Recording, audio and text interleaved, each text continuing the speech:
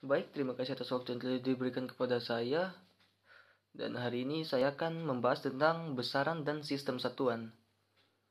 Pendahuluan, fisika adalah ilmu pengetahuan yang mempelajari benda-benda di alam, gejala-gejala, kejadian alam, serta interaksi dari benda-benda di alam. Fisika merupakan ilmu pengetahuan dasar yang mempelajari sifat-sifat dan interaksi antar materi dan radiasi. Fisika merupakan ilmu pengetahuan yang didasarkan pada pengamatan eksperimental dan pengukuran kuantitatif atau metode ilmiah. Sejarah fisika yang klasik atau sebelum 1920, posisi dan momentum partikel dapat ditetapkan secara tepat. Ruang dan waktu merupakan dua hal yang terpisah.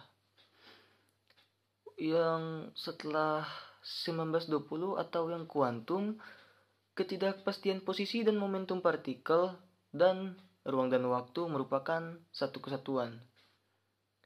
Besaran dan satuan.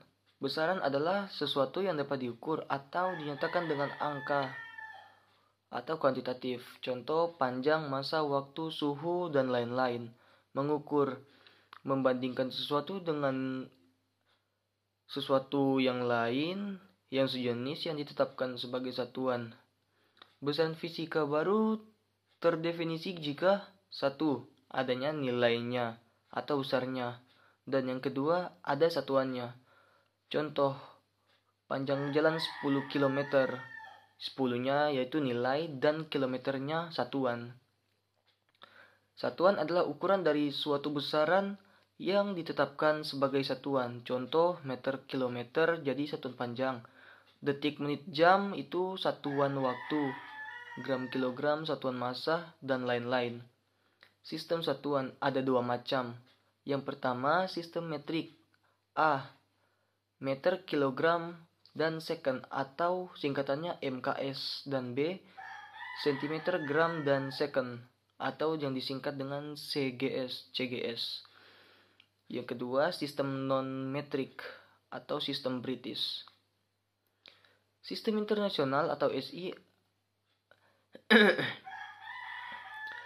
Sistem satuan MKS yang telah disempurnakan atau yang paling banyak dipakai sekarang ini. Dalam SI ada 7 besaran pokok berdimensi dan 2 besaran pokok tak berdimensi.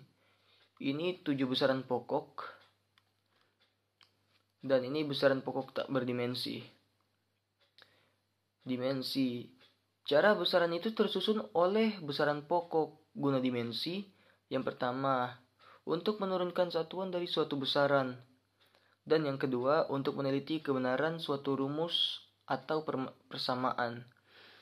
Metode penjabaran dimensi. Yang pertama yaitu dimensi ruas kanan atau sama dengan dimensi ruas kiri. Yang kedua, setiap suku berdimensi sama. Besaran turunan. Besaran yang diturunkan dari besaran pokok. Contohnya, yang A tidak menggunakan nama khusus. Contohnya besaran kecepatan, satuannya meter per detik. Dan yang kedua mempunyai nama khusus.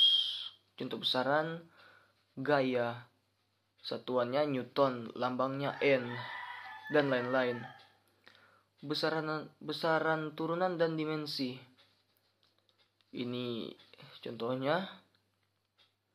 Dan ini juga faktor penggali dalam SI.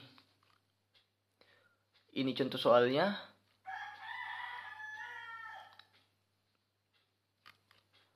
Dan ini pembahasannya. Sekian dari saya, terima kasih.